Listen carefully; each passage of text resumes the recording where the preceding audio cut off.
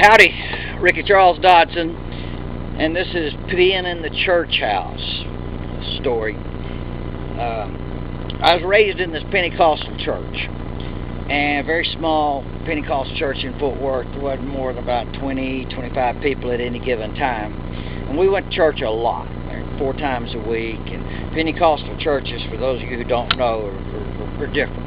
They're very loud, they're very spontaneous, there's a lot of hollering and running up and down the aisles, there's a lot of speaking in tongues, and it's really, for most people, they think it's just real chaotic. Well, the preacher, his son, was my best friend, and we was about the same age.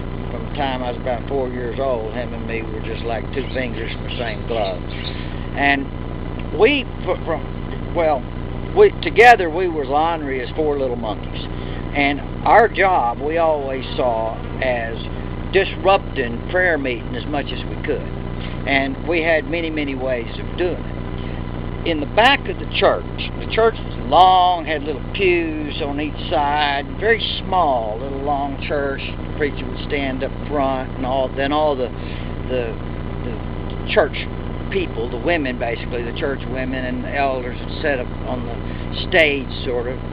And in the back of the room was the bathrooms, the boys' and the girls' bathroom. And they were just little bitty rooms that was built right into the church. And of course, when I'm talking now, when Bill and I, my best friend, preacher's son, was about 9 and 10. We discovered that, and I don't remember who discovered first, but just flipping the light switch in the bathroom made a lot of noise throughout the whole church.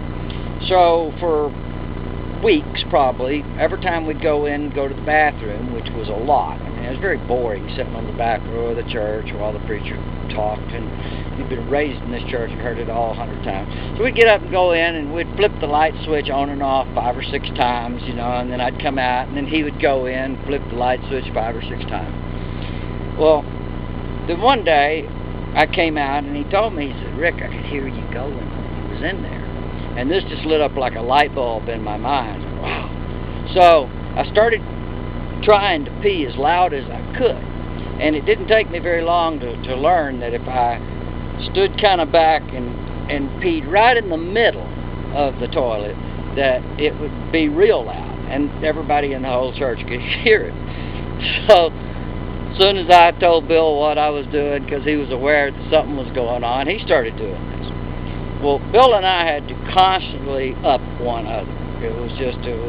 No one could, it was a competition always.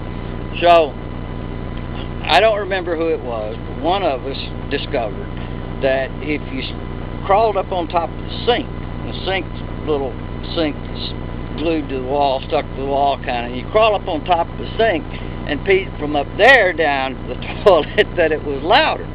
And it was really loud. So we'd get it, you know, about 4 times during prayer meeting. We'd go in, we'd flip the switch about 6 or 8 times, and then run the water. You could hear that all over the whole church, the water, the plumbing would make noise, you know. Run the water a bunch, and then crawl up on top of the sink and pee down into the middle of the toilet for as long as we could. So this went on for several weeks. Now, I know that I thought of this one. I'm very proud of this day. I discovered this little trash can. It's about like this. That if you wedged it up underneath the sink in the bathroom, you could get about 1 gallon of water. So we'd go in the bathroom, flip the light switch 30-40 times, turn on the water and turn it off a whole bunch of times so that the pipes make all this noise, you know. And then crawl up on top of the sink, pee as long as I could, and then when I'd start to run out, I'd start running this trash can that had water in it. And I would really, you know, I wouldn't waste any time, any of it. I'd make it last as long as I could, dribbling it down, so it sounded like that I was in there peeing for like, you know, 2 or 3 straight minutes. And I'd come out, and everybody in the church, you know, they'd want to not turn back and look at you, but they couldn't keep from it, which is, of course, what we prayed on.